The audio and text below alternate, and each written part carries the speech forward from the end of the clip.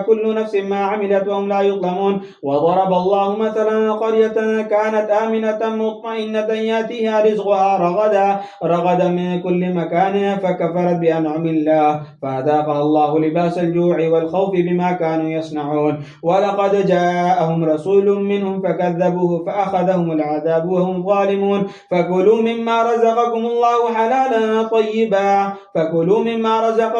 حلالا طيبا واشكروا نعمة الله إن كنتم إياه تعبدون. إنما حرم عليكم الميتة والدم ولحم الخنزير وما أهل لغير الله به فمن اضطر غير باغ ولا عاد فإن ربك غفور رحيم. ولا تقولوا لما تصف ألسنتكم الكذب هذا حلال وهذا حرام لتفتروا على الله الكذب إن الذين يفترون على الله الكذب لا يفلحون. متاع قليل ولهم عذاب أليم. وعلى الذين هادوا حرمنا ما قصصنا عليك من قبل وما ظلمناهم ولكن كانوا أنفسهم يظلمون. ثم إن ربك للذين عملوا السوء بجهالة ثم تابوا من بعد ذلك وأصلحوا إن ربك من بعدها لغفور رحيم. الله أكبر. سمع الله لمن حمده. الله أكبر. الله أكبر. الله أكبر. الله أكبر.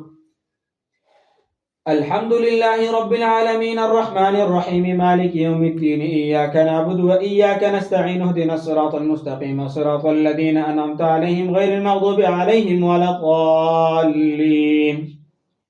إن إبراهيم كان أمة قانتا لله حنيفا ولم يكن من المشركين شاكرا لأنعمه اجتباه وهداه إلى صراط مستقيم. وآتيناه في الدنيا حسنة وإنه في الآخرة لمن الصالحين. ثم أوحينا إليك أن اتبع ملة إبراهيم حنيفا وما كان من المشركين. إنما جعل السبت على الذين اختلفوا فيه وإن ربك لا يحكم بينهم يوم القيامة فيما كانوا فيه يختلفون. ادع إلى سبيل ربك بالحكمة والموعظة الحسنة وجادلهم بالتي هي أحسن إن ربك هو أعلم بمن ضل عن سبيله وهو أعلم بالمهتدين. وإن عاقبتم فعاقبوا بمثل ما عوقبتم به ولئن صبرتم لهو خير للصابرين. واصبر وما صبرك إلا بالله ولا تحزن عليهم ولا تك في ضيق مما يمكرون إن الله مع الذين اتقوا والذين هم محسنون.